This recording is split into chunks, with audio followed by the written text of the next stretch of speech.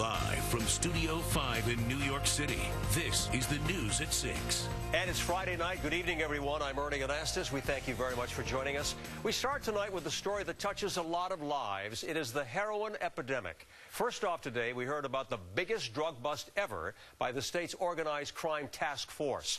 $13 million worth taken off the streets. Once again, it highlights the huge demand for these drugs. It's never been higher. And even a new trend of shaming busted addicts may not be helping the problem. Our Lydia Serrana is here now with more on what's been going on with all of this. Lydia. Ernie, millions of people have now viewed these disturbing images we're about to show you. Parents, caregivers passed out on drugs right in front of the children. Police say they released these images to show the public how dangerous drugs can be. But not everyone agrees. A little girl crying over her mother who has overdosed in a Massachusetts store.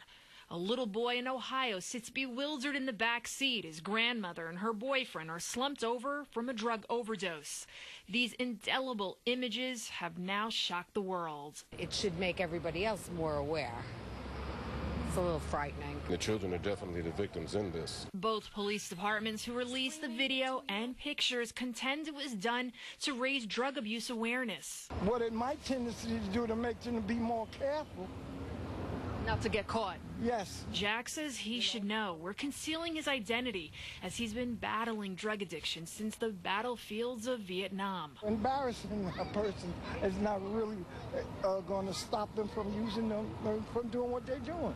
People have lost their arm, their legs, body parts, and still they continue it. They're doing it. You know, so it's up to the individual. According to the National Safety Council, 47,000 people die from a drug overdose every year. Addiction is a disease. It's primary, progressive, chronic, and if not treated, it's fatal. Psychologist Dr. Stratyner, who specializes in addiction, believes shaming is an antiquated approach that can actually backfire. When you shame people, you raise their defense mechanisms. You raise denial, you raise projection, rationalization, and the defenses that keep people out of treatment. As for Jack, he's currently on the road to recovery, one he says he will likely travel on and off for the rest of his days. I'll never erase the stigma of an addict, ex-addict or whatever category, you know. That I take to the grave.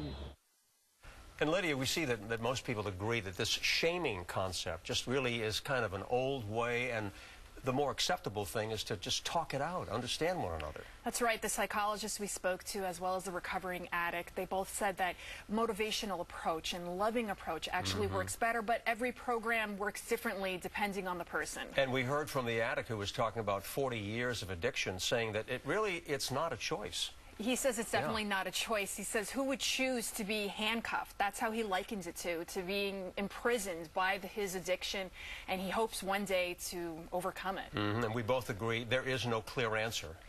There isn't. I'm sure everyone knows someone who has battled addiction, and everyone says, oh, let them hit their rock bottom, do this, do that.